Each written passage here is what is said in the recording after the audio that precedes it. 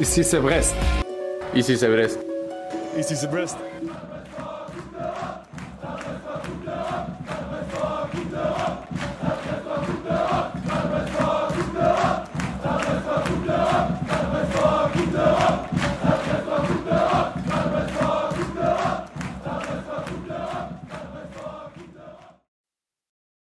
Brestois, Brestoises, vous n'avez pas rêvé. Pensez-vous autant que vous voulez. Demain, après-demain, Brest sera toujours qualifié pour la Ligue des Champions 2024-2025. La Ligue des Champions, Manchester City, FC Barcelone, Brest, des affiches de jeux vidéo devenues désormais réalité, messieurs. Bienvenue pour ce 102e épisode de Brest on Air et pas des moindres naturellement puisque on célèbre, on festoie la qualification de notre équipe préférée en Ligue des Champions. Et oui, c'est toujours bizarre de le dire. Généralement, comme je disais, plutôt affiche jeux vidéo, des choses qui sont pas faciles à réaliser en jeux vidéo. Et là, Brest l'a fait. Messieurs, Fanch, Yann, vous êtes avec moi. Comment allez-vous? Oui, on n'a jamais été aussi bien. C'est le scénario idéal d'un rêve qui se termine idéalement, alors qu'il y avait des petites zones d'ombre. Voilà, on reviendra là-dessus. On a eu cette discussion à Toulouse avec un ami geeker, on l'embrasse. Est-ce que c'est pas potentiellement le plus beau jour de notre vie qu'on a vécu ce dimanche? La question est posée, hein, et très sérieusement. Salut les Fanch, gars. comment vas-tu? Bah Pardon. écoute, moi ça va très bien.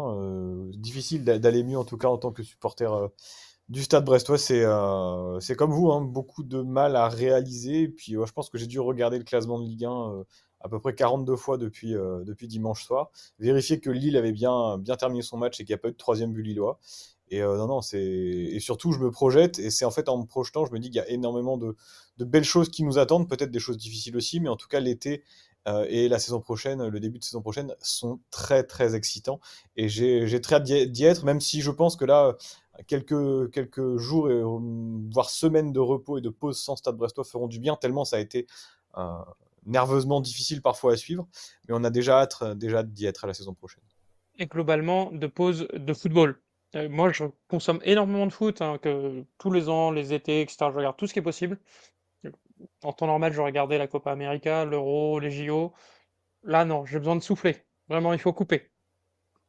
Tu dis ça, mais évidemment que tu seras demain devant le premier match possible. T'étais déjà devant Rodez hier, non? Ah non, hier, c'est Quentin qui a regardé. J'ai regardé Rodez, ouais. Regardez, J'ai voilà. regardé que les pénaux. C'est vrai que les barrages, c'est quand même hyper divertissant, surtout quand tu les joues pas.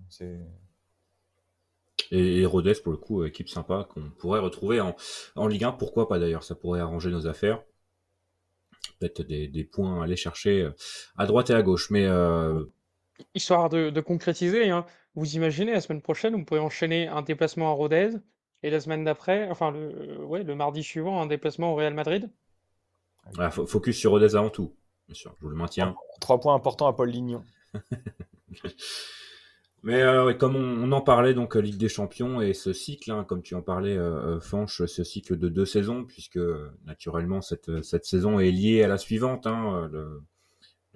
L'intersaison et la saison prochaine vont aussi apporter leur lot d'émotions, puisque donc évidemment si une saison actuelle se termine, naturellement la Ligue des Champions ce n'est que l'année prochaine, donc on va vivre encore des choses particulières autour du Stade Brestois, mais c'est vrai qu'on ce week-end en tout cas c'était assez extraordinaire. On a vu des images, que ce soit à la télé ou en vrai, Yann, puisqu'on avait la chance d'être à Toulouse, nous, qu'on n'avait jamais vu. C'est peut-être le paroxysme de nos émotions footballistiques. Même évidemment, on a eu la France championne du monde, mais il y avait pas mal de réactions après justement ce, ce sacre de l'équipe de France, qui disait que bon, l'équipe de France c'est très très bien, mais vivre des émotions avec son club c'est autre chose et ça va encore plus loin. Et je pense qu'on l'a vu, ça a été démontré ce week-end où finalement, on se dit qu'on n'a jamais vécu ça et qu'il y a quand même aussi des chances qu'on ne vive plus jamais ça, même si on espère naturellement vivre davantage d'émotions particulières avec notre club. Nous, donc, on était à Toulouse, Yann. On racontera un peu ce qui s'est passé après toi, Fanch, puisque toi, tu as donc vécu un week-end sudiste également. Tout à fait. mais pas dans l'ouest, plutôt dans l'est, du côté de notre ville désormais tout à fait amie, presque jumelée, hein, Nice. Tu étais donc à Nice pour suivre ce match.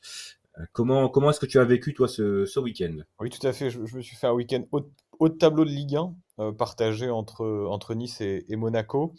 D'ailleurs, On beau peut, stade. donc, on peut d'ailleurs dire que ton discours musclé dans le vestiaire niçois samedi a pu peut-être faire la différence. Tout à fait. Bah écoute, tu as raison, puisque je suis passé au centre d'entraînement de l'OGC Nice samedi matin. Bon, il y avait, c'est assez dingue hein, d'ailleurs les installations de l'OGC Nice pour vous dire, c'est assez impressionnant. C'est pas Karl Laurent au niveau sécurité, au niveau taille des infrastructures, nombre de terrains, etc. C'est assez impressionnant et on voit bien la patte Ineos qui est présente absolument partout. Et le lendemain sur Monaco avec le stade Louis II, j'ai donc pu voir l'endroit où Éric Vatelier nous a volé cette année. Et ça faisait vraiment mal au cœur. Mais non, non, ouais, j'étais à Nice et j'ai donc suivi le match à distance devant l'écran, devant la télé avec un peu la galère parce que Lille était diffusé, donc Lille-Nice était diffusé sur Canal, mais également sur le multi de Amazon, mais pas en match complet sur Amazon. Brest, donc j'avais le match complet d'un côté, j'avais le multiplex de l'autre, puis après, quand évidemment à la fin du match, Brest était terminé, j'ai voulu passer sur Lille, match intégral. Sauf qu'entre-temps, il y a eu un but de Nice, puis un troisième but niçois qui a été refusé, donc j'étais complètement paumé dans l'excitation. Mais ouais, c'était absolument fou. Je pensais forcément à vous hein, et à tous les gens que je connaissais, parce que, mine de rien, je connaissais un paquet de personnes qui étaient à Toulouse. Et le vivre à distance, c'était peut-être, je sais pas si c'était plus facile ou plus difficile, mais au moins je voyais ce qui se passait à Lille. Alors que je pense que vous, c'était l'incertitude la plus totale. Et je voyais bien qu'il y avait un délai, parce qu'on voyait les joueurs qui attendaient de savoir le résultat de Nice. Nous, on l'avait déjà depuis quelques temps. Donc à distance, c'était assez fort. Je pense que c'était au moins aussi fort que la victoire à Rennes, qui était également déterminante cette saison. Et je n'ai pas manqué dès le lendemain de remercier les Niçois que j'ai pu voir, notamment lorsque j'étais acheté l'équipe. Parce qu'à Nice, l'équipe, on l'achetait très facilement. Le lendemain, je crois qu'à Brest, c'était un peu plus compliqué. Là-bas, tout le monde s'en foutait. Bizarre. Ouais, tout le monde s'en foutait. Et puis, il y a des Niçois qui étaient très heureux de me dire c'est grâce à nous, hein, c'est grâce à nous. Donc, je dis oui, mais c'est surtout grâce à nous-mêmes. Et voilà, donc petit footing le lendemain, le lundi matin avec le maillot brestois. Bon, quand même floqué Romain Perrault au maillot de l'époque, histoire de pas se faire taper quand même. Et tu voyais pas mal de gens qui me regardaient, qui avaient un petit sourire ou quoi, donc c'était assez sympa. Tu étais un peu la mascotte de Ouais, la bah, je promenade pense des que Anglais ce jour-là. c'est ça, les gens n'ont pas l'habitude de voir forcément des maillots brestois à Nice, même si je crois qu'il y a un auditeur de Brestonner qui d'ailleurs nous a contacté, nous a envoyé un message, une photo de lui sur la promenade des Anglais également le lundi. Alors je l'ai pas vu, je l'ai pas croisé, mais on était au moins deux à être très heureux, enfin au moins trois du coup à être très heureux lundi matin sur la promenade des Anglais. Après qu'ils s'y habituent peut-être à avoir des maillots brestois dans leur ville, ou même peut-être des joggings, hein. Évidemment, au Dortmund, bas stade brestois, ça arrive très vite dans vos stades. Des casquettes, Team Pirate Noir, bien sûr. quand il y en aura de nouveau à la boutique, bien sûr. Yann, on y était. Déplacement évidemment iconique, légendaire désormais. Et pour tout un tas de raisons, hein, pas uniquement le match. Est-ce que c'était mieux qu'à Niort? Est-ce que c'était mieux qu'à Quevilly sous la pluie? Alors c'était sous la pluie, en tout cas ça a commencé sous la pluie, ça a terminé sous la pluie également. Yann, je vais te laisser un peu démarrer. Après, nous, on s'est retrouvés à Toulouse. Notre début, on va dire, de déplacement a été différent. On est passé par divers chemins. Toi, t'es carrément passé en Flixbus, donc une Ah oui. motivation très impressionnante pour ce déplacement. Et au final, j'imagine que comme moi, tu te dis que la route valait le coup pour atteindre le stadium. Ouais, ouais, totalement. Et je dissocie, je vais pas parler du match en fait, parce que si, après, mais pas de suite, mais en fait, au-delà du match, au-delà du résultat final de la troisième place, ça a été un des déplacements les plus positifs que j'ai pu faire, parce que finalement, tout le monde se disait que si on est quatrième, c'est très bien, mais en même temps, tout le monde, sauf une personne, et elle est autour de la table, se disait que la troisième place, c'était largement possible. On y croyait. Toulouse, c'est une très belle ville. Les Toulousains sont adorables. J'ai eu l'occasion de croiser beaucoup d'amis avec qui j'avais un peu perdu contact, beaucoup de gens avec qui j'étais à l'école, des gens qu'on voit pas forcément régulièrement. Et puis voilà, c'était un peu tout ce petit monde qui s'est retrouvé place Saint-Pierre. Alors bon, On sait que les offres, un pastis acheté, un pastis offert a pu aider, mais voilà, on a passé de très bons moments, également avec certains auditeurs de Brest On Air. On salue notamment Fabrice, toulousain local qui nous a accueillis et c'était un grand plaisir. En fait, globalement, même le cortège, ça s'est super bien passé, dans la super bonne humeur, les Toulousains qui étaient finalement très contents pour nous, qui étaient contents de voir un peu d'animation. Et c'est un peu niais ce que je veux dire, mais c'était vraiment, de, dès le début, l'impression d'être au bon endroit, avec les bonnes personnes, alors que finalement, je connaissais pas 80% des gens qui étaient là. Alors bien sûr, il y avait Quentin, évidemment, évidemment, mais d'emblée, le déplacement était parfait. Et quand on rentre dans le stade, déjà tout le monde était de bonne humeur. Et c'est ce que je te disais, moi j'y croyais fermement à cette troisième place. Et après, bon, il y a le match, on va revenir dessus, mais élite, élite déplacement. Et c'est pour ça, là, Fange, t'as amené la question. Je pense que c'est pour ceux qui sont allés à Toulouse, c'est plus fort que Rennes. Au-delà même du résultat, c'est vraiment un déplacement un peu unique et forcément, on a pensé à ces déplacements à Niort, à Quevilly où putain, c'était compliqué. Là, tout était facile à Toulouse. C'est magnifique. Je pense que c'est le déplacement d'une vie que vous avez vécu. Il y en aura peut-être d'autres, des émotions peut-être en Coupe d'Europe l'année prochaine, mais là en Ligue 1, c'est quelque chose qui risque de. Même ça se reproduira jamais, parce que là c'était la première fois, même si peut-être dans les années qui viennent, Brest parvient à se requalifier pour une Coupe d'Europe. Il y aura plus ce goût de la première fois qui a eu lieu bah, là ce dimanche à Toulouse. Et il y a en plus, il y avait finalement le pourcentage de chance d'accéder à la troisième place était assez mince.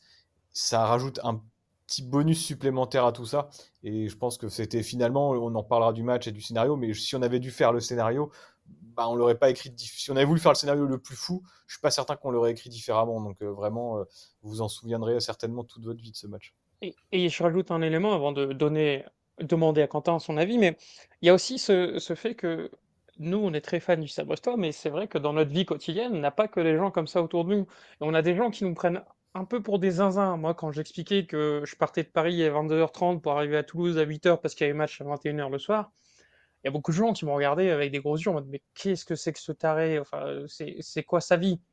Et on arrive à Toulouse et en fait, bah voilà, on était à peu près 1000 dans cette disposition-là. 1000, oui, c'est ça notre vie. On est un peu zinzin, mais on s'en fout. On est au moins 1000. Et je pense qu'il y en aurait beaucoup d'autres qui auraient voulu être là. Et encore faire le déplacement pour un match, pour une éventuelle qualification en Ligue des Champions, ça peut se comprendre. Tu aurais dû leur dire que tu faisais également des débriefs de défaite à Dijon 4-0 sur un podcast. Peut-être que là, ils auraient eu un des doutes sur ta santé mentale.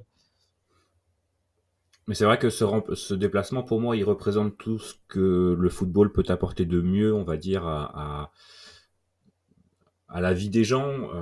Je pense que c'est un moment de partage. Tous les Brestois qui étaient à Toulouse, comme vous l'avez dit, se rappelleront toute la vie de où ils étaient, avec qui ils étaient, ce jour où Brest s'est qualifié en Ligue des Champions. C'est vrai que c'était... alors tu as parlé d'une personne qui n'y croyait pas, c'était clairement moi. Moi je pensais que Nice, qui avait perdu 3-1 à Paris quelques jours avant, allait venir en tongue à Lille. Heureusement, Fanche, tu es intervenu. Oui. Tu as bien fait. Il fallait quelqu'un pour remobiliser les troupes. J'ai promis une grosse prime de victoire. Le montant restera entre nous, mais Brestonner a le bras long. Et, et vraiment, évidemment, le scénario a fait le reste, hein, que ce soit côté brestois, puisque bah, Brest a fait ce qu'il devait faire et très bien. C'était pas gagné aussi. J'avais des doutes concernant la capacité, sans plusieurs joueurs cadres de Brest, d'aller gagner à Toulouse, qui eux, pour le coup, avaient battu Paris une semaine auparavant. Donc une forme plutôt bonne avec des bons joueurs, hein. Yann Djebo en tête, des Dalinga, des joueurs comme ça qui peuvent faire la différence. Une équipe que je considérais comme assez dangereuse. Et au final, bon, l'ouverture du score niçoise m'a fait espérer, ce qui était peut-être un peu dangereux. Mais bon, après 10 minutes de jeu, il restait 80, donc c'est vrai que ça reste encore très très long. Et j'étais le premier à sortir mon portable pour voir l'évolution du score à Lille. Mais ouais, vraiment un déplacement vraiment iconique, hein, qui bah, d'ailleurs j'ai le billet à côté de moi là, mais c'est un des billets évidemment que je vais faire attention de ne jamais jeter. Vraiment ouais, c'est même difficile de trouver des mots parce qu'on a vu des choses Moi, j'ai vu un Yann en larmes après le match. Il faut le dire, il faut le dire. Et il n'était pas le seul. Il n'était pas le seul. On a vu des belles images et vraiment tout ce que le football pouvait apporter de mieux à des gens, tout ce que le Stade Brestois pouvait apporter de mieux à des gens qui s'enlaçaient après le match, un mec qui a fini en slip, des gens des supporters qui ne se connaissaient pas ou peu, on va dire, qui se serraient dans leurs bras et qui célébraient avec leurs potes. Vraiment, juste une belle soirée de vie, tout simplement, outre le fait que c'était du football, c'est juste une belle soirée de vie et qu'on est sûr de ne pas revivre très très très rapidement. Tu parlais de Guiker, on le salue, puisqu'il y a peut-être des chances qu'il nous écoute, qui disait que avant le match, euh, donc le déplacement à Rennes était le plus beau jour de sa vie. Et moi je lui avais dit pour l'instant, et on l'a vu après le match, et je crois que effectivement le match contre Toulouse est désormais le plus beau jour de sa vie. Autant dire qu'en un mois, il en a vécu des choses et on en a vécu des choses aussi. Vraiment et ça, je parle d'un mois, mais ça fait 1 an et demi que ça dure finalement cette histoire entre le Stade Brestois et nous et ces émotions vraiment décuplées. Autant on a l'habitude entre guillemets de monter désormais parce on l'a fait 2 fois, mais la Ligue des Champions c'est quand même le stade au-dessus, presque x10 et vraiment juste une sensation de plénitude où je pouvais pas m'arrêter de sourire en vrai après le match en regardant ce qui se passait autour de moi. Euh, Tu l'as dit Yann, des grands gaillards qui pleuraient comme des bébés. C'était vraiment émouvant et touchant et vraiment un plaisir monstre d'être à Toulouse avec ces gens dans ce stade. Euh, Vraiment C'est c'était top c'est et beau de vraiment ouais voir, le c'est beau de voir autant de monde, parce que Toulouse, c'est quand même pas la porte à côté. Et même si l'enjeu était important, Brest était quoi qu'il arrive qualifié pour une Coupe d'Europe, et les chances de finir troisième étaient assez maigres finalement avant le match, même si elles existaient. Et de voir autant de monde, que ce soit déjà à Rennes, où c'était beaucoup plus proche, mais également là à Toulouse, est-ce que vous pensez, vous, qu'il y a, comme on a pu le voir à Rennes par exemple, ils en parlent souvent du déplacement à Séville, est-ce qu'il y a quelque chose qui va se créer au-delà de cette saison? Comme Brest a effectivement des supporters qui sont fidèles, mais quelque chose d'un petit peu plus, encore plus fort avec les supporters, à part depuis cette saison, quelque chose qui va être une forme d'émulation collective dans les tribunes, un peu une génération 2024 en fait de supporters. Est-ce que vous pensez que ça va rester, ça va perdurer, que l'année prochaine, même si c'est un peu plus dur, les gens continueront d'être derrière l'équipe, ou si on va risque de retomber comme on était il y a quelques années, lorsqu'on était en Ligue 2, voire il y a des matchs de Ligue 1 aussi, on était à peine 11 000, 12 000 au stade. Il y a sûrement un entre-deux, mais je suis assez d'accord sur l'idée de dire qu'il y aura une génération Toulouse, parce que ça a été une spécificité de ce parquage, c'est que ça a été un parquage, et j'inclus aussi les Brestois qui étaient dans notre tribune, c'était globalement assez jeune. Là où, par exemple, contre Rennes, distance fait, bien sûr, mais on avait un public peut-être plus âgé qui a connu les époques plus sombres de Brest. Là, on avait vraiment un public jeune, que ce soit bon, des gens qui ont 25-30 ans, mais aussi des enfants 10-15 ans. Il y avait un groupe de gamins qui devaient avoir moins de 10 ans, il devait être une dizaine, quinzaine. Et c'est plaisant parce que ça C'est la montre qu'il y aura un demain et que c'est fondateur. J'ai beaucoup parlé de choses, moments fondateurs, mais je pense que pour ces gens-là, c'est fondateur. Et même si dans les prochaines saisons, ça devait moins bien se passer, il y aura toujours ce souvenir de Toulouse. Toujours. Personnellement, voilà, moi, j'ai pas de problème à dire qu'aujourd'hui, en l'état, ça a été le plus beau jour de ma vie, au moins sportive, et peut-être au-delà, parce que c'est bête, hein, mais contrairement à Rennes, je fais le parallèle, à Rennes, tu l'emportes un peu à l'arrache et tu sors en disant c'est un peu un hold-up, tu le mérites pas forcément ou c'est un peu fou. Enfin, là, sur ce match, au-delà du résultat de Nice, il y avait ce sentiment que c'était inévitable, que Brest était en train de rouler sur Toulouse, que cette deuxième mi-temps, on y allait tout droit, que c'était mérité et que personne n'allait et ne pouvait nous le contester. Et c'est un sentiment, Quentin, tu parlé de plénitude, moi j'ai presque parlé de pleine puissance, où on se sentait vraiment intouchable du début à la fin, et ça a été à la fin. Et j'ai une question, moi, puisque comme vous l'avez dit tout à l'heure, moi j'étais pas au stade, donc j'ai pu suivre ça quand même dans des conditions, en tout cas les deux terrains, même si c'était un peu chaotique. Et d'ailleurs, euh, même sur Amazon, c'était chaotique puisqu'ils ont annoncé l'annulation du troisième but niçois assez tardivement, c'était un peu le bazar. Vous, comment est-ce que ça s'est vécu pour les gens qui n'étaient pas au stade?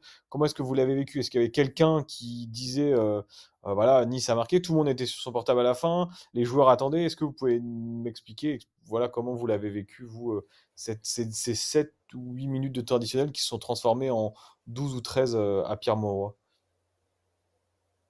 Alors moi, j'ai ouvert donc une toute première fois, donc j'avais dit à Yann et à ceux avec qui j'étais au match de pas mettre de notification et d'avoir la surprise quand on ouvrait notre portable pour savoir si Nice ou Lille avait marqué, parce que ça a rajouté un peu des trucs, un peu de sensations, même si je savais que en cas de but niçois, parce que encore une fois, j'y croyais assez peu. Hein. Moi, j'étais dans l'idée, comme tu l'as dit, Fange, tout à l'heure. Au pire, on est quatrième. Qu'est-ce qui peut se passer de plus grave? Même si on perd, on peut pas descendre plus bas. Donc, on va quand même passer une très belle soirée.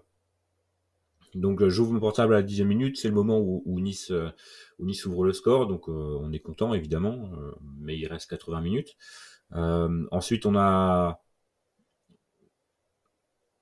va dire que les choses se sont fait naturellement. Hein. Il y avait des gens qui suivaient les buts, notamment derrière nous. Moi, c'est souvent avec des gens derrière nous qui se passaient le message entre eux, hein, sans le crier partout, mais évidemment, on l'entendait. Donc, l'égalisation lilloise, le deuxième but lillois, je l'ai entendu derrière, et puis on a ouvert notre portable pour voir si c'était vrai, et qu'il ne faisait pas une vanne non plus.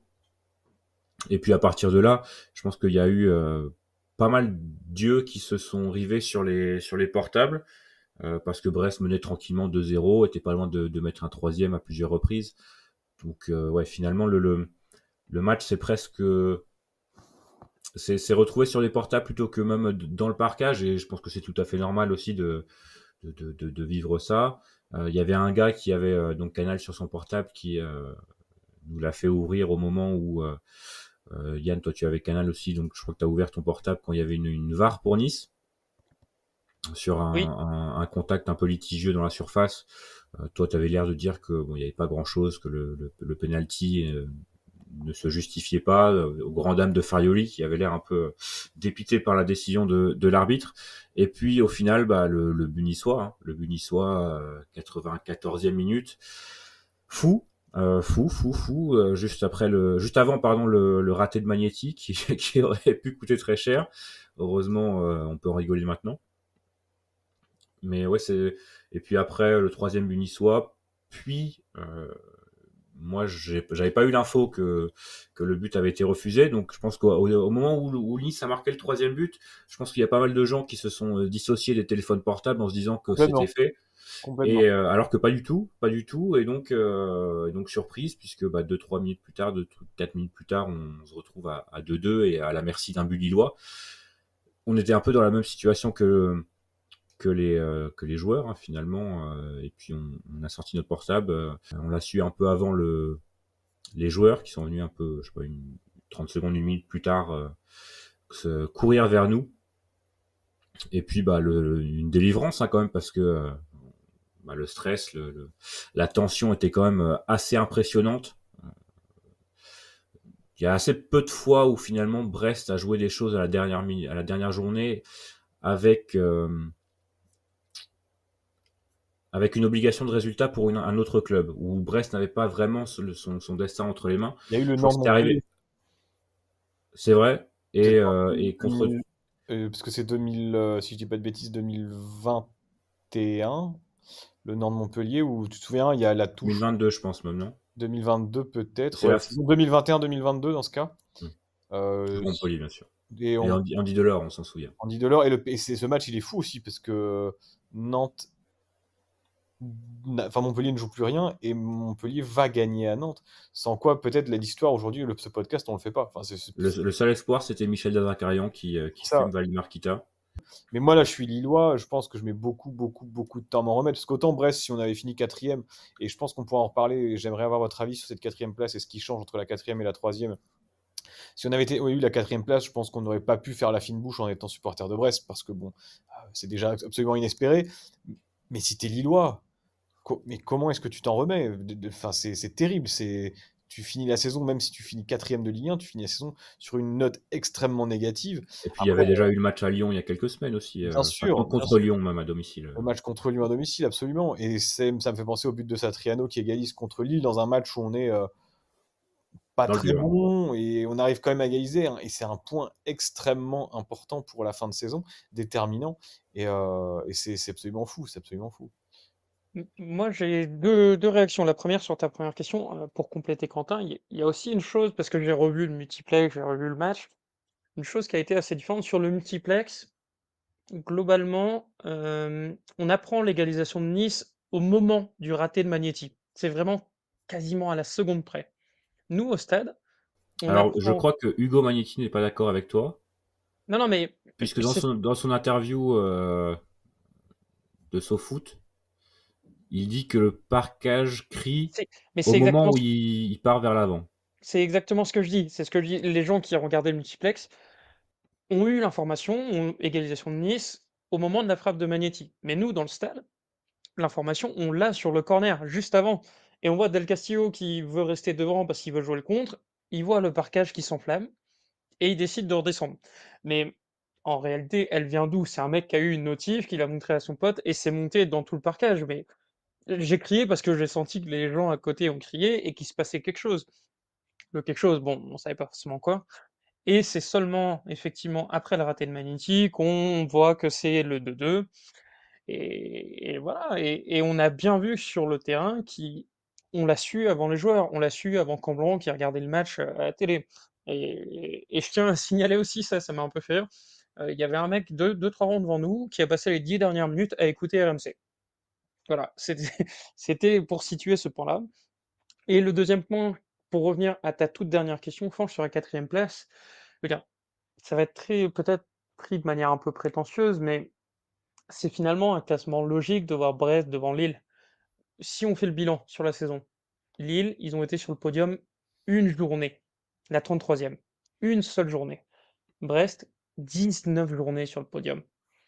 Ah, mais Enfin, c'est pas forcément une question de mérite ou pas que je te posais, c'est ouais, juste ouais. que ça aurait été, Et- on aurait quand même on aurait quand même pris la quatrième place et Lille, dans le contexte et dans le scénario, passe, même si je suis d'accord avec toi dans le fond, hein, que Brest mérite largement sa troisième place, ça change énormément de choses pour nous.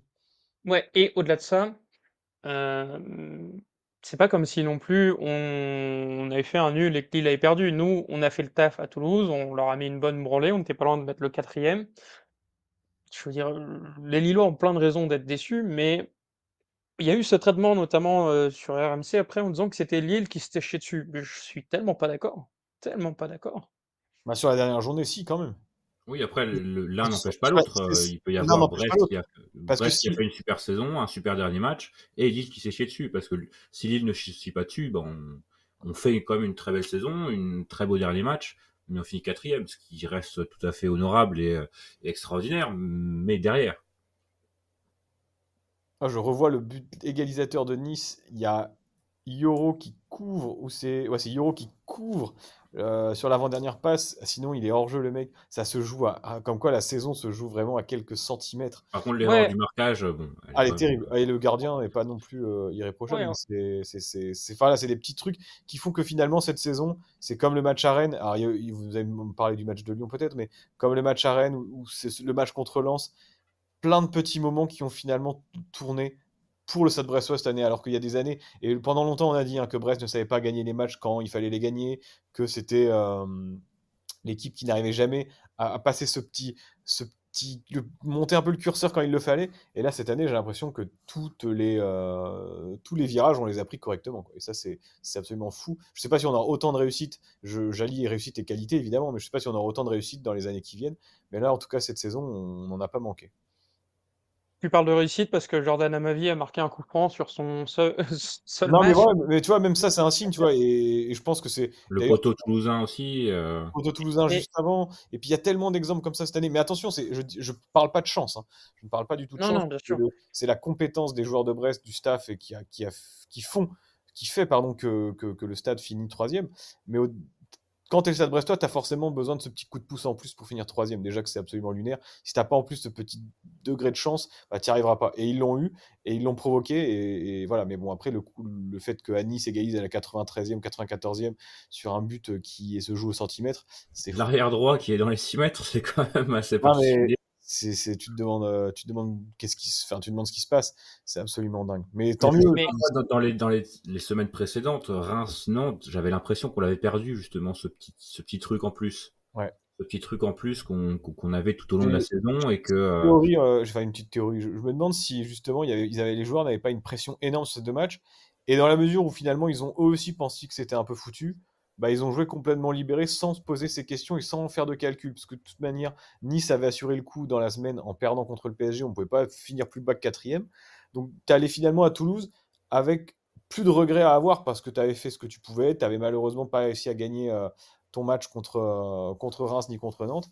Et ils l'ont joué libéré parce que j'ai trouvé la deuxième mi-temps contre Toulouse, même le début de la première mi-temps, mais la deuxième mi-temps contre Toulouse, je ne sais pas si vous êtes d'accord, mais on n'a pas vu les Toulousains. Enfin, Non. Brest, c'était des Gévaux, vagues. par exemple, tu vois, il y a eu. Ouais, c'était des Le vagues premier rouges. mi-temps était partout, Après, le deuxième mi-temps était nulle part. c'est l'idée aussi d'une équipe qui joue pas sa vie, mais presque face à une équipe qui ne joue plus rien. Mais quand je voyais Brassier faire des grandes chevauchées, même Chardonnay, qui à un moment donné, je crois qu'il allait rentrer dans le but avec la balle, les joueurs étaient absolument déchaînés. Et voilà, dé- c'était beau, c'était très beau. déchaîné et finalement, comme contre Rennes, on sentait la conviction que ça allait passer.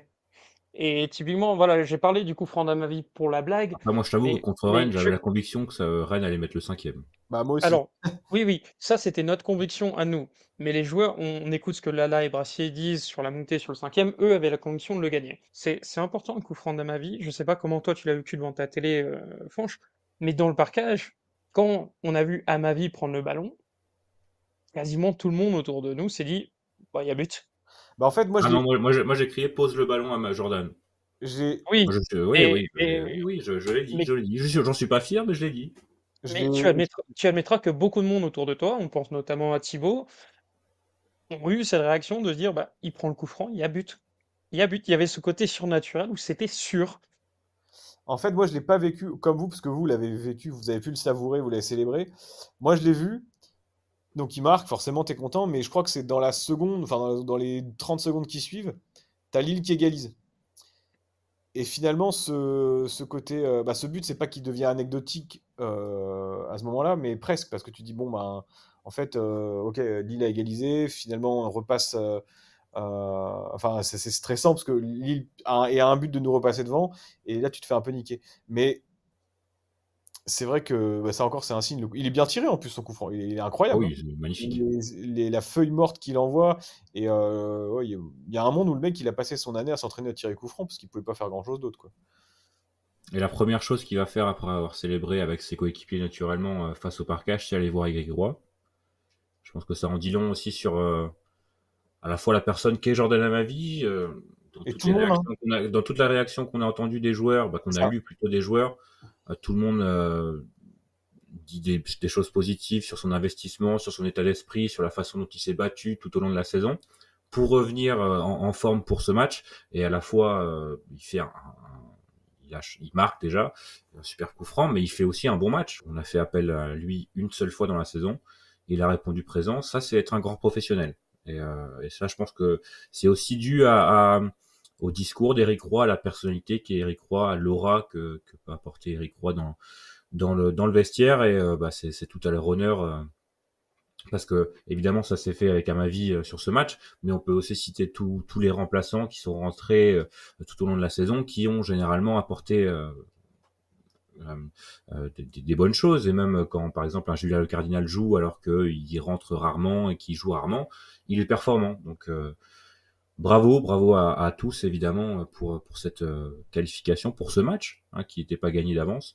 Et ben, quel plaisir pour l'instant en tout cas de suivre cette équipe au quotidien. Vraiment, bah, même pour nous qui suivons et qui avons la chance de faire un podcast dessus, bah, c'est vrai que c'est un plaisir de parler de cette équipe. Et tu parlais tout à l'heure de la 3-4e place. Euh, Fanch, moi j'étais parti avec l'idée qu'on allait faire 4e et que c'était déjà très bien. Donc il y aurait eu le problème de l'incertitude budgétaire, on va dire, qui aurait été peut-être un problème par rapport à la construction de l'effectif et au budget de la saison prochaine. Mais moi, j'ai aussi envie de dire maintenant que je sais ce qui s'est passé, on va dire humainement après le match et pendant le match. En fait, le principal problème, c'est un peu fort, mais là, ce qui m'aurait manqué dans cette quatrième place, on va dire, c'est les émotions d'avoir fini troisième. Ce que j'ai vu, ce que j'ai entendu, ce que j'ai vécu, euh, on l'aurait pas vécu, on l'aurait pas vu, on l'aurait pas entendu si on avait fini quatrième, même avec une victoire. Et ça aurait été un manque que je n'aurais pas su, évidemment, puisque il n'y aurait eu qu'une seule réalité et que ça aurait été celle-là. Mais maintenant que je connais la réalité où Brest finissait à troisième et les émotions que j'ai pu voir et sentir autour de moi et même dans mon plus profond intérieur et de bonheur, mais vraiment immense et à la fois voir Yann chialer comme un petit bébé là, juste à côté de moi, à genoux. Quel plaisir et bah, c'était vraiment fou. C'était vraiment fou. Si seulement on avait fini quatrième, même après une victoire, ça aurait été terrible de se dire qu'on finissait la saison la plus belle saison de l'histoire du club avec des regrets finalement.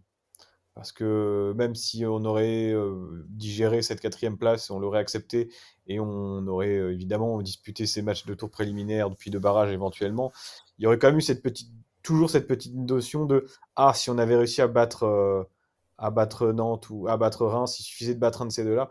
Et finalement, là, tu n'as absolument aucun regret. Et je trouve que dans le sport, quand tu arrives à finir une compétition ou quoi que ce soit sans regret, et encore plus lorsque c'est couronné de succès, mais quand tu n'as aucun regret à nourrir, c'est, je pense, l'une des plus belles réussites. Et Brest, Brest y est parvenu cette année et c'est formidable. Et au-delà de ça, on l'a déjà dit, hein, mais c'est ce Brest avec les gens qu'on connaît qui sont là depuis des années.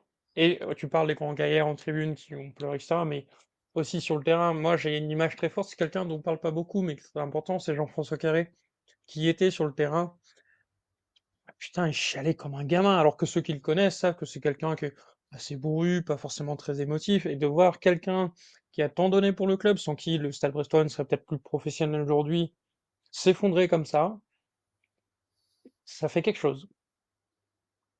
Puis Et même, même moi qui suis pas très photo et selfie, bah, j'en ai fait parce que j'ai envie de me souvenir et de garder ces mémoires de où j'étais ce jour-là, avec qui j'étais et bah, les personnes avec qui j'étais, que ce soit celles que je connais ou même celles que je connais pas, ça a aussi rendu le déplacement exceptionnel et bah, j'ai envie de saluer aussi tous ces Brestois qui avaient fait le déplacement, comme tu l'as dit, Fange, tout à l'heure.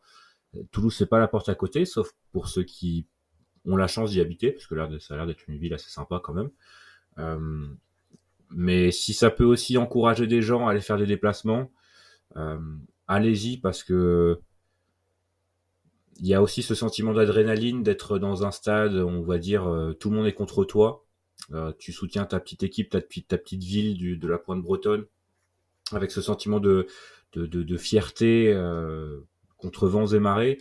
C'est quand même un sentiment extrêmement agréable et tu vis des choses que si ça se passe bien, si ça se passe pas bien, c'est presque anecdotique tellement tu vis presque une aventure, que ce soit la route pour aller, la route pour revenir, l'avant-match, l'après-match, c'est toujours quelque chose de très très particulier les déplacements. Donc si ça peut aussi motiver des gens à faire des déplacements l'année prochaine, et j'espère qu'en ce sens, il y aura aussi une génération Toulouse 2024 l'année prochaine, parce que évidemment, il y a beaucoup de monde qui peuvent faire un déplacement à Paris, moins qui peuvent faire un déplacement dans des stades un peu plus obscurs de Ligue 1.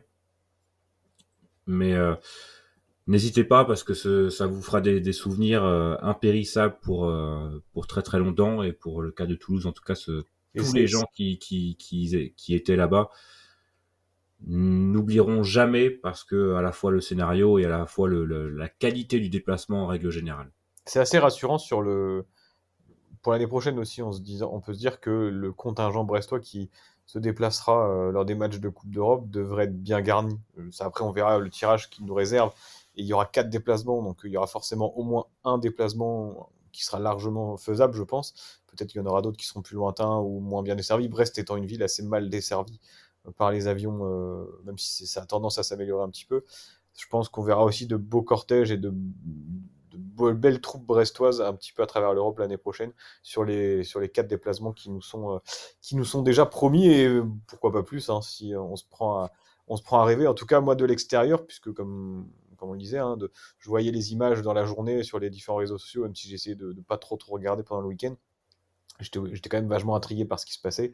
Et j'ai vu que des choses positives. Et d'ailleurs, les Toulousains, sur les réseaux sociaux, avaient l'air de partager un peu l'enthousiasme et de dire que les Brestois s'étaient très bien comportés, que c'était très beau à voir, et que l'image laissée par les supporters, c'est parce que généralement, les déplacements, c'est lors des derbies, c'est toujours un peu chaud, à Lorient ou à Rennes ou à Nantes. D'ailleurs, à Nantes, c'était interdit cette année.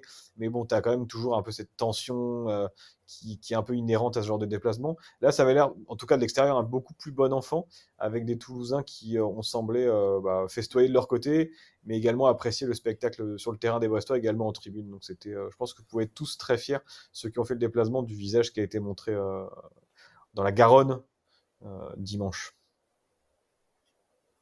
Exactement, pendant le cortège, il y a eu une petite ovation. On est passé devant la caserne des pompiers, donc il y a eu une petite ovation pour les pompiers qui étaient au balcon. C'était toujours sympa aussi de saluer ceux qui nous protègent, on va dire. Même Oui. même avec les policiers, ça s'est bien passé. Je sais pas si vous avez vu donc à Brest, Max, hein, avec Oui. le drapeau du Stade Brestois sur la voiture de police. Donc, tout s'est bien passé avec les autorités, tout s'est bien passé en règle générale. Il n'y a pas eu de soucis, en tout cas à ma connaissance, on va dire. Ouais, de manière générale, c'était vraiment un top déplacement et envie de saluer aussi toi, Yann, Thibaut et frères et sœurs, Guiker, Rouillot, l'autre Rouillot aussi, qui qu'on n'oublie pas de saluer et de soutenir dans son combat. Fab, hein, t'en as parlé, Yann, mais aussi, mais tous ces gens avec qui on a pu échanger et discuter, Antoine. On pourrait en citer beaucoup, hein, parce qu'on finalement c'est un microcosme assez fermé d'être supporter du Stade Brestois. J'ai même croisé un mec avec qui je faisais du ping-pong à Plouzané il y a quelques années, alors que je l'avais plus vu depuis que j'avais arrêté le tennis de table. C'est vraiment pas particulier et c'est des souvenirs qui resteront gravés à tout jamais, que ce soit pour moi ou même pour toi, Yann, j'imagine. Et à savoir également une petite anecdote comme ça, puisque pendant le week-end, j'ai pu échanger un peu avec Romain Perrault, et après le match, il m'a renvoyé un message pour me faire part un peu de son émotion et du fait qu'il était hyper heureux. Alors lui, il jouait pas à Lille parce qu'il s'est blessé samedi après-midi à l'entraînement. Ils avaient entraînement au début d'après-midi. Et voilà, de lui aussi, il disait que c'était extraordinaire que Brest puisse jouer l'Europe. Il était super content. Et voilà, donc ça faisait plaisir aussi de recevoir un message d'un ancien joueur qui a gardé des très bons souvenirs. Et quand on voit les réactions, je pense à Mathias Autrette, qui a énormément communiqué autour de ça, Quentin Bernard, pas mal de joueurs qui ont eux aussi participé finalement à leur échelle et à leur époque à placer Brest en Ligue 1 ou à maintenir Brest en Ligue 1. Ils étaient encore attachés à ce club. Je pense que c'est un club qui laisse pas non plus indifférent. Quand tu viens, il est un petit peu atypique par bien des aspects. Et je pense que les joueurs qui ont pu jouer sous les couleurs du Stade Brestois lors des dernières années doivent aussi halluciner de voir où l'équipe est rendue aujourd'hui. Et en tout cas, voilà, Romain Perrault a une pensée pour les joueurs, pour le club et pour tous les supporters de Brest. Et il était très très très heureux pour nous. Parce finalement, il faut aussi se rendre compte de l'exploit que c'est. Bien sûr. Pas uniquement par rapport au budget, mais par rapport aux infrastructures aussi.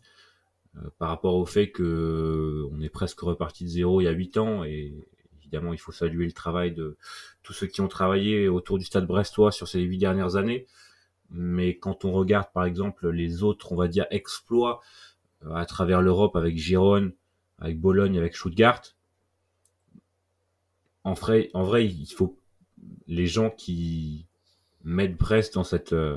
Gérone qui est soutenu par le City Group, c'est très différent. Stuttgart, pour y être allé, c'est un monde à part. Hein. Je ne sais pas si les gens s'en rendent compte, mais c'est un stade qui est immense. C'est un club qui a quand même un passé important en Allemagne. C'est des infrastructures absolument folles. Bologne, je sais pas. Après, il faut regarder aussi leur effectif. Oui, oui, bien sûr. Ouais, Par Zirkzee, exemple, ouais. leur meilleur joueur, c'est donc Zirkzee qui est formé au Bayern, quoi. C'est Ouais, bien sûr. quelque chose d'assez important. Et nous, on a Chardonnay qui est formé à Plouzané. Exactement, leur propriétaire, c'est donc Saputo, qui est aussi le propriétaire du Montréal, je crois, Oui, puisqu'il a un stade à son nom.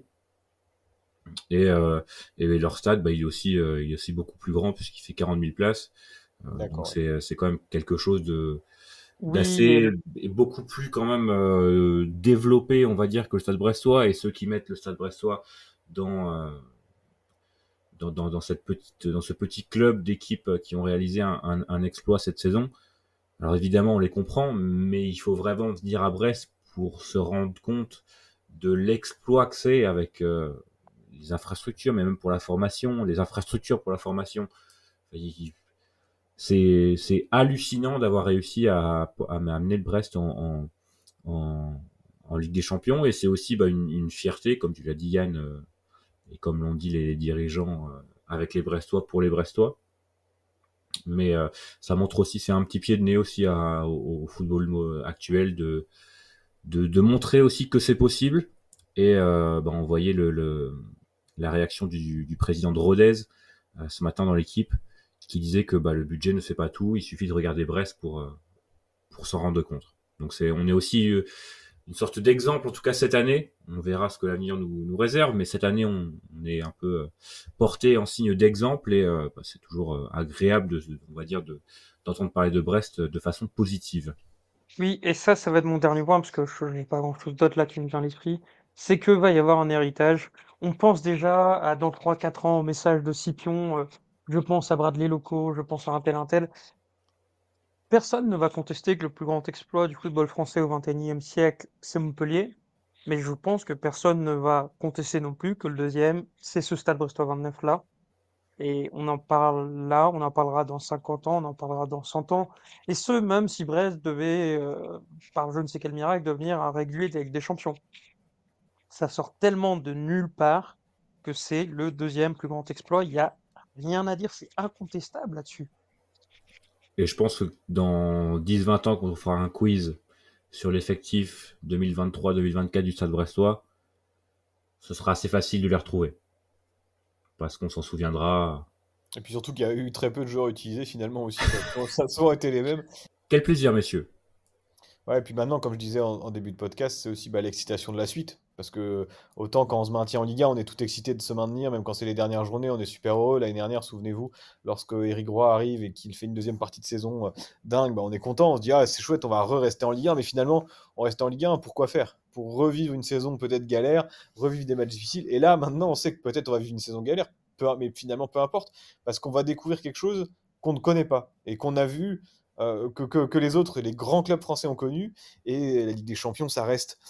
Alors, on va pas, enfin, moi, je vais pas être hypocrite. C'est vrai que quand on avait le choix, quand on discutait vers le mois de janvier, février, mars, à mesure que la saison avançait et qu'on voyait qu'on tenait dans ces zones européennes, on demandait alors qu'est-ce que tu prends, Ligue des Champions, Ligue Europa, Conférence League, peu importe.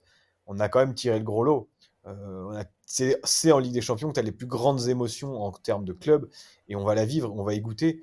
Et on n'est que le 16e club en France à participer à la phase finale de Ligue des Champions.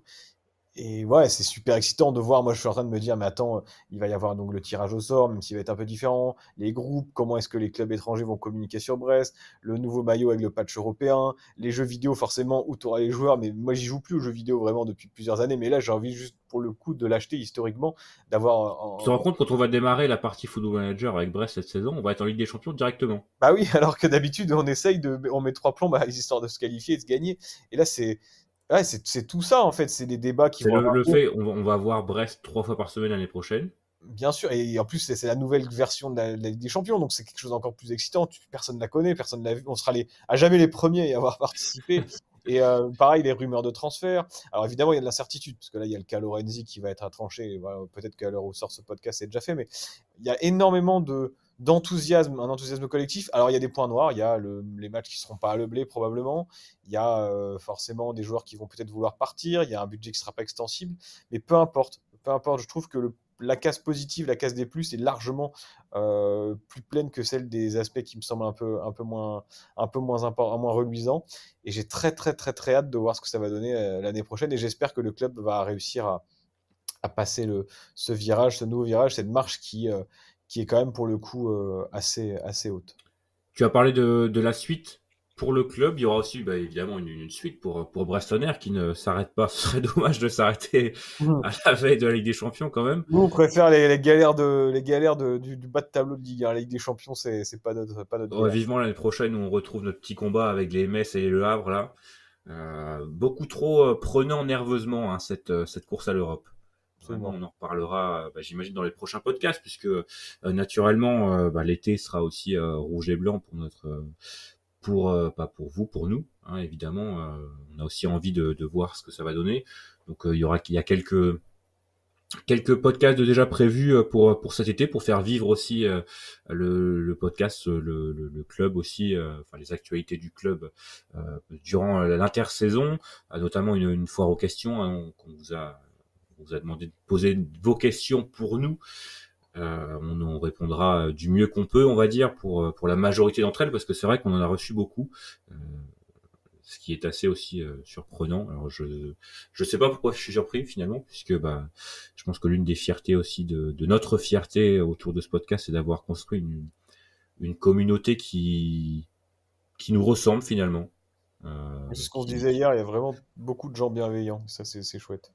Ouais, c'est un peu à l'image de cette saison finalement hein, où tout roule, tout le monde est heureux, tout le monde est content, c'est magnifique. Et naturellement tout ce qui sera arrivé, on fera aussi le nécessaire pour vous présenter les futurs recrues et plusieurs choses aussi. On essaiera de faire un épisode spécial Eric Roy aussi, puisque ce n'est comme nécessaire d'en parler de cet homme, de ce magicien presque hein, qu'on peut l'appeler, et aussi évidemment un bilan de la saison plus ou moins individuelle avec des trophées, on va dire honorifiques. Il n'y aura pas de trophée officiel, on va dire. Ils ont quand même déjà reçu une petite veste des fêtes maritimes, c'est quand même super classe. On peut pas, difficile de faire mieux que ça. Hein, on va pas se mentir. Non mais donc, ça c'est quand même la honte. Hein. Enfin bref, mais peut-être il y a une question dans la foire aux questions là-dessus où on y répondra, mais c'est la honte. Voilà. Oui. Sur ce. Mais pour les trophées, justement, c'est important de dire, on va aussi vous solliciter, on fera des sondages. Voilà, on fait un podcast entre nous, mais c'est bien de vous y associer. Et ça, c'est aussi une des grandes leçons que j'ai eues sur ces déplacements, et notamment à Toulouse, c'est qu'on a pu rencontrer les gens qui nous écoutent. On vous remercie de la fidélité et on est très heureux de voir que tout le monde a un avis, tout le monde a envie de le donner, et ça, c'est un grand plaisir. Ça pousse forcément à continuer, et on continuera en Coupe d'Europe l'an prochain. C'est fou, hein? Peut-être dernière question pour toi, Fanche, mais toi qui, on va dire, toi qui es, au contact des plus jeunes, comment ça se passe, toi, au collège-lycée, au niveau Coupe d'Europe? C'est bien de préciser, parce que sinon, ça c'est un peu le pédophile du podcast. Oui, au collège... Oui, il y a des infos qu'on ne peut pas donner, bien sûr. Écoute, au collège, lycée, c'est très drôle parce que j'étais dans une salle, je vais pas trahir de secret et pas donner de nom, hein, mais j'étais dans une salle en train de corriger des copies hier tranquillement, et puis à l'étage des sixièmes, et puis voilà, j'ai des sixièmes, globalement, j'ai quasiment toutes les classes foot du collège, hein. Ils ont compris que ça matchait bien. Et j'entendais la collègue dire bon, oui, Stade Brestois, Coupe d'Europe, ça suffit, on a compris, c'était la récré. Et il y avait des gamins de 6e qui chantaient le mardi après-midi, donc ils étaient ravis. Et quand je suis arrivé en classe, ceux qui m'ont sur Instagram ont vu, le tableau était complètement peinturé de Stade Brestois, Coupe d'Europe, de dessins de la Ligue des Champions. Il y avait marqué Brest Real Madrid, enfin bref, des trucs comme ça. Donc forcément, j'ai pas râlé, hein, parce que moi aussi, ça m'a fait sourire. Et on en a discuté 2 minutes, et après on est passé à autre chose, mais c'est vraiment la bonne humeur qui prédomine. Et depuis déjà quelques temps, je sentais chez les plus jeunes un attachement au Stade brestois. Et là c'est la folie. Là, tu vois en fait, tu vois les étoiles dans les yeux des gamins, un peu comme nous, on est en train de parler, on est ravis, mais eux aussi, ils sont en train de dire Manchester City contre Brest et tout. Enfin, ils se prennent à rêver, et je pense que c'est le meilleur moyen pour eux de grandir avec le Stade Brestois et de devenir supporter. Alors, il faudra leur dire que c'est pas ça le quotidien d'un supporter de Brest, hein, évidemment, mais ça, ils ont largement le temps de l'apprendre et de le découvrir plus tard. En tout cas, j'encourage leur passion et puis je fais en sorte de la véhiculer aussi. Évidemment, tout en restant très professionnel, le plus professionnel possible, mais je vais pas leur dire d'arrêter de chanter Stade Brestois Coupe d'Europe, certainement pas.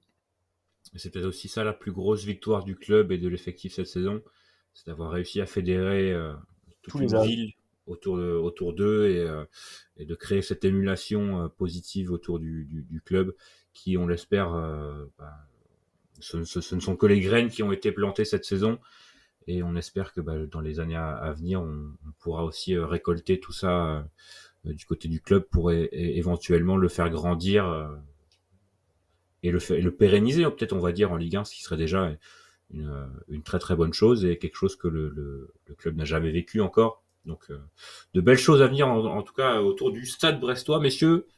Et je pense que c'est aussi beaucoup plus agréable d'écouter des gens parler du Stade Brestois quand ça va mieux que quand on prend 4-0 à Dijon.